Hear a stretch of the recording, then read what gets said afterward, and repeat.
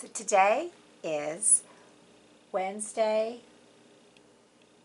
March 26th, 2025. My name's Jeanette Pincus, and I have the honor of interviewing Louise Gold, who I got to work with at Jewish Family Service, and she was she was the Lifeline program that was such a important, important program for our many of our clients that we had there. So Louise, thank you so much for taking the time to share your experience and your work that you did with Jewish Family Service. How did you get involved? I actually started work January of 1980, and we had just moved here from Maryland, and was working as a volunteer for a very short window down at Children's Medical. And there was a volunteer there who said, you know, there's a part-time job at Jewish Family Service. Are you ready do you want to go back to work? Because we had just moved. And I said, I'll talk to them. Well, they hired me part-time, and within 4 months, there was more funding, and I went to full-time, which is really ahead of what I wanted. My kids were second and third grade. And I was with them 35 years. When you started with them, what were you doing? I was in gerontology department, and I was hired as a part-time case manager, which meant I worked with individuals, families, and when I started making a list of the things that I did through the years, everything. The first day I was hired, I had a new client, Debbie, and she was not there at that moment. It was Bunny. Bunny asked me to see this guy that he's being evicted.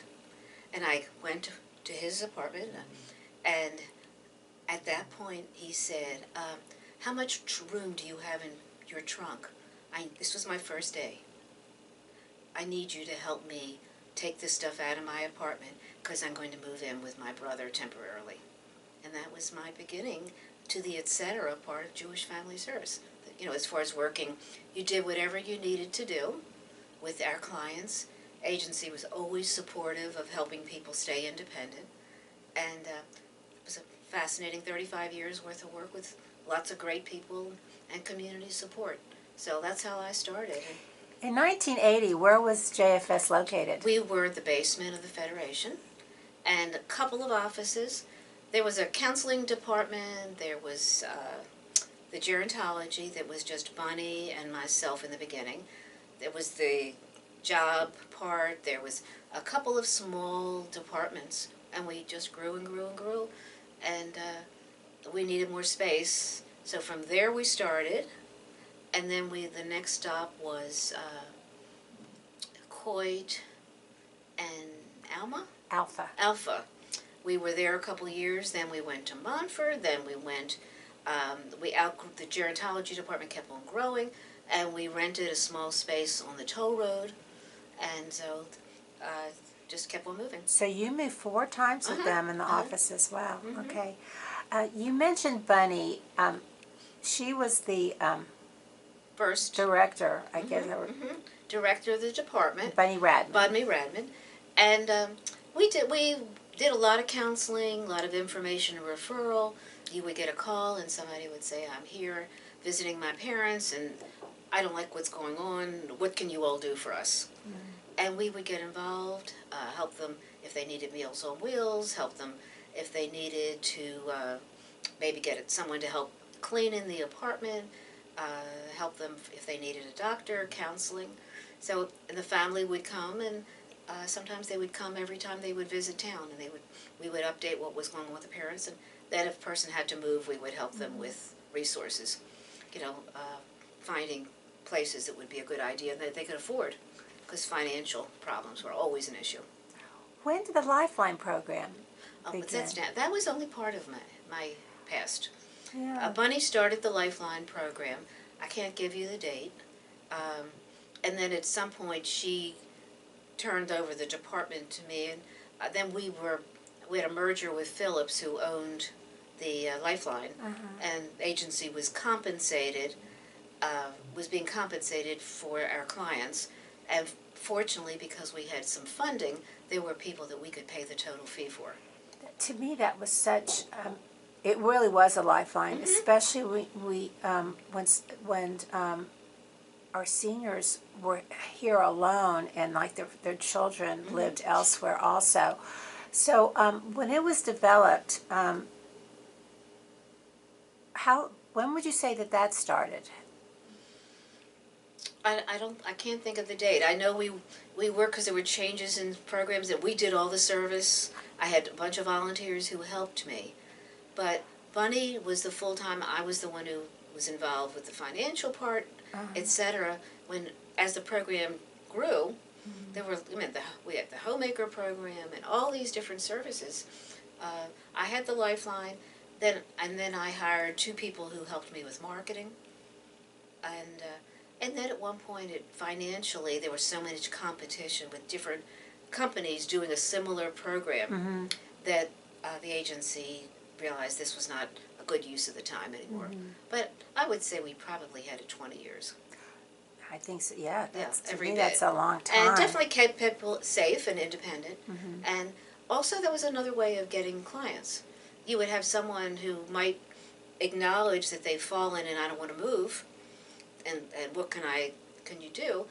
And then as you got to know them, you would find that they needed other resources. They needed transportation. They needed some counseling. They needed someone they could trust. So that was where our department, we did a little bit of everything and still do. So you mentioned you worked with JFS for 35 years. So I imagine the work that you did, things changed as the needs were changing with the clients that we had. Definitely the change, but as the community, and when we started, I would say, except for intermarriage, almost everybody we dealt with was Jewish in the beginning. In gerontology, not necessarily the whole agency. So as time went on, we realized in order to be part of the community, we worked with non-Jewish people. We had a program for Holocaust survivors that the agency worked with. So there were so many hats. At the very end, right before I retired, I was working with SNAP, the food stamp program. And at that point, I was helping people sign up. I was kind of towards the end, and I wasn't, they needed someone to help with, so I was working with the food bank. That was a couple of years worth, and I'm now volunteering for the food bank. So it keeps on. You don't ever leave Jewish Family Service. It's always there. So, but the programs are huge. I mean, and people, adult protective service, everything. I mean, our clients were not sweet little old ladies. They were the real people who needed help. So when I've talked to staff in the other departments, they didn't work as much with other organizations and agencies, but in the gerontology department, we did. So you did mention Adult Protective Services. Dallas Area on Aging, senior housing, community centers. We did discussion groups out in the community all the time. I used to do a UNA parent group for families who just needed to know that they weren't the only ones who are so frustrated by what do I do and what's my responsibility and why isn't my sibling more helpful. Those are like 5-6 week sessions that did. But I jotted down, and it was interesting, the different agencies. I mean, obviously the congregations, rabbis, staff, they would say, I'm really worried about so-and-so. I don't think they're taking care of their personal needs. I'm concerned about them showering, or, their hygiene is really terrible. So we'd have congregations that would help us, home health agencies. We would refer, they would refer to us. And it was a way of them to realize that just because our title is Jewish Family Service doesn't mean that's who we only care about. But, very involved with office, different agencies, but Adult Protective Service. I had a client, I remember the police asked if I'd meet them, that the son had just beaten her. And it was just sad. And she was one of my clients. And he didn't like what the dinner was that night. So anyway, we helped her. She wouldn't press charges, but we did find some resources for her. But so no, our connections to the community were great. You had mentioned, see, during our time too, there were many Holocaust survivors, and that I imagine that we were doing special services for too, and hooking them up with. I remember sometimes we were also trying to see if they could also share their stories at the time, and hook them up with the Holocaust Museum. Well, a lot of them needed services, and financially, they were afraid to spend a little money. They didn't have a lot, but maybe they were afraid of strangers in their coming into their home. So there's a grant, a national grant. Actually, it comes from the German government. So there is some money that we were giving them to help them be independent. Someone helped clean and services. And the population's gotten smaller and smaller and smaller, but we still have some clients. I think the goal in the gerontology department was to have the seniors to live independently as much as they could, as long as possible. So, but it's interesting when you think. I'm looking at all the agencies. Housing, I would, sometimes they would need a new apartment that someone sold their place they were living, and so our connection to the outside world was huge. That's interesting. You said a lot of the other programs didn't seem to be, but we could find friendly visitors, and that would be. But I would say reaching out and the information referral was a major part. I teased that they used to call me the head rat. I was on intake, which was people would call just whomever was their day or their morning or their afternoon and say, I'm new to town, what do I do? Where do I start? Give me information. They would say, my mother's on Medicaid and I'm assuming she'll get the same service here. Well, states are different. So they would call, people yell at me, told me I was making up stories, because I would tell them the truth that Texas is not wonderful with services. And if you move your family, you better realize there are going to be some consequences. Just be prepared for it. So, we would take those calls, but I got a call from, I cannot remember which agency it was, that they were getting cheese, in block cheese, and with the agency team, and I said, we don't have a refrigerator. So we kept the cheese, we accepted it. I took it to a staff meeting, everybody laughed, and that was the initial thing to our food pantry. I remember the and cheese. We had to put it in the stairwell, which was cold, in the first floor at Federation. That was the first. That basement. That was our first. So they used to call me the head rat. That, Louise, if you hadn't answered that phone that day, we wouldn't be in the food pantry. Boy, we did have cheese. We had cheese. And there were blocks of strange cheese. So, and sometimes there were some bread and stuff like that. But that was the beginning. So, but you took calls. I mean, we were part of the agency, part of the community. You had mentioned to me that it was you and Bunny, which I didn't realize that. So how long was Bunny there alone before she hired you? You think years? Oh, years. She was down. On her the original own. office was downtown, that was before me. And Sherry was clinical, and Bunny, and Judy Minkin was in for counseling too. I think it was those three. So the directors that you worked with. It was Arnie when I started. You first started? And then Michael Fleischer. Okay. And then there was a temporary person that was only there about a year. Rena Silverberg, I know, helped us. She was president at the time and went in as director. And it's interesting that my memories of all the different directors and relationship, and whether it's each one, it's incredible. You talk about people who give. I mean, the directors really, they gave the whole families it's like they gave them permission to do what they wanted to do. They work so hard. And I run into, what's her name? Cooking. Kyra? Kyra teaches classes now, and I run into her occasionally. And but it's what an incredible group of people that have been was part of my 35-year past, and continues. You mentioned it sounded like you really used volunteers for so much of the things that you did. Passover packages, delivering meals, transportation before we had a driver. I think when you were there, we had a car.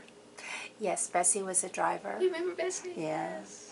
And but I do remember, getting, as you mentioned, friendly visitors, and the Meals on Wheels was so important. And the Lifeline, there were those. It was so wonderful that we had these to offer them, and I just feel so often that the clients that we had were the ones they did not live a lot. They lived on the outskirts of the Jewish community, and a lot of them were not really connected. And how we found them, like you mentioned, sometimes it was through the hospitals and things, or it would be Yeah, we were definitely a relative everything outside. I would say that community and volunteers continue to be the main thing. And when I think of one of the things that I was most proud of, and I don't know if it's come up in your discussion, is the indigent burial program. It's not. It has not come up? No. So please. Very early on, it became apparent, and there was a history, as it turns out, that you would have an individual who would pass away or be quite failing and etc., who really felt very strongly Jewishly, but either had no children or their children may have intermarried and did not care. It didn't matter to them. And we were fortunate enough, it started off with Federation, giving some money. And then we would go to each congregation.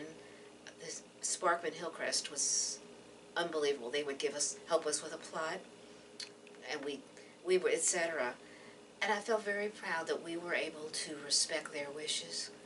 For if not the person, it would have gone. The city has they have a fancy name for it, but it's for people who have no money to be buried. Regular traditional. I don't know if they cremate there now. They might. And I was so proud that when a person would say, "What's going to happen? My daughter won't care." And I said, "We'll make it happen. You'll be buried by a rabbi." And I don't know what the status of that program is. My sense is you don't lose something like that. But there would be a rotation, and the congregations would take turns. Around by Walk, they do have a community rabbi that's associated with chaplain. The chaplain. But he could do a ceremony, but he Right. couldn't necessarily help get a plot. Right. And each congregation has their own rules as far as the land. And we would get a plot from the congregation on a rotation. And I felt very good about that we were doing what was the right thing. That's wonderful. I'm so glad you're mentioning this stuff because, these are the special programs that are being offered, and a lot of times the community does not know about them. Is there anything else that you're thinking? Let's see. Because I do know as the years go on, the programs have changed because the needs have changed. We had a homemaker but that became difficult, and it is difficult because it's something so needed, for someone to change the linens or do whatever. So there was a homemaker, and then the transportation, which we still have a little bit. There was a time that I was doing the applications for the Echad apartments out at Golden Acres. The Section 8 housing, and the building was finished, and the occupants moved in, but government process and paperwork, and I was working with Jody Like, and I was doing the applications.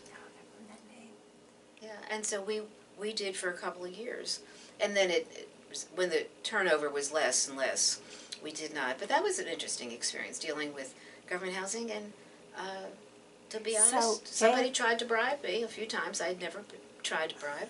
They slipped me a card with some money, thinking I'd get them on the top of the waiting list. I was a little naive. I said, "I can't believe what just happened," and I said, "No, I can't do it." So JFS partnered. We were asked to do it. Yeah, we weren't paid. Yeah. No, and that's why you said I've definitely agency community wise, whether it's and then as things grew, the career and employment has grown dramatically. The thing with Echad, that was, tell me the years that was a little bit. I would have taken notes on the years. Would it have been like it was in the 70s, 80s, I guess? Well, it has to be more than the 80s because I started in 80. More in the 80s, yeah. Yeah. And Section 8 housing, and it gave people friends and safety.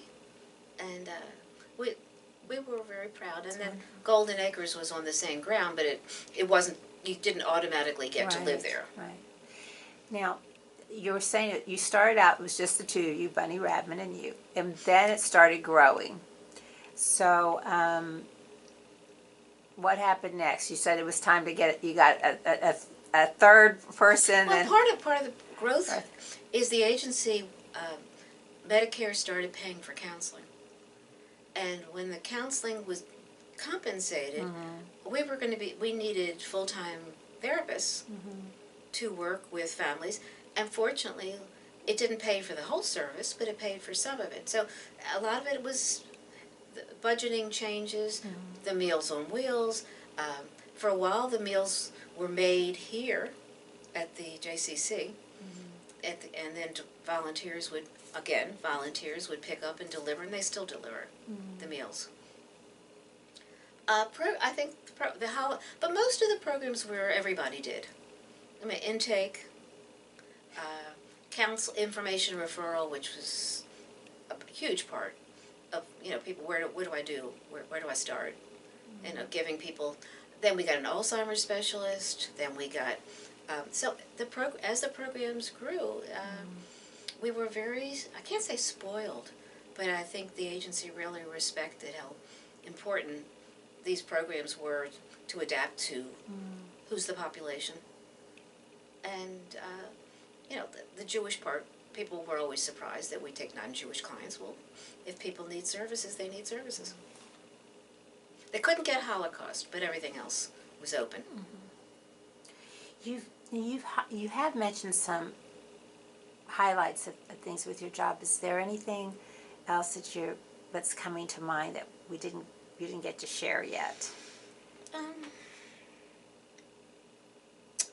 No, I would say everything. Part of the reason I enjoyed it so is the variety and the supportive agency family. Yeah, I mean, if you said to somebody, so and so didn't get her meal, who's going north, who's going south, and whoever happened to say, I've got an appointment at 1 o'clock, and I'd say, fine, I'll call the person and tell them that they're running a little late, but somebody will bring it. So you felt very supported. And then director-wise also. I mean, I almost got fired once. Oh no, it really reflects the agency. Yes. I got reported from a board member, saw me in the grocery store, thought I was shopping during the workday. Well, I had my client's grocery list. She had no way to get to the grocery store. And she gave me a list of like 5 items. And I got called into the director's office and said, Louise, I have something to discuss with you. Fine. And he said, so I didn't tell me who it was, I'm glad, and said, there was a report that you were shopping. It might have been Tom Thumb. It could have been during your lunch, but okay. And reported that I was shopping, and that he was concerned that the staff was not doing their job. And I started to laugh. Yeah. I said, was this yesterday? Yes. I said, would you like to see her grocery list? It's in my purse. And she did pay me back. And it was eggs, milk. She wanted a tomato. I mean, we're not talking. And so they saw me and reported me.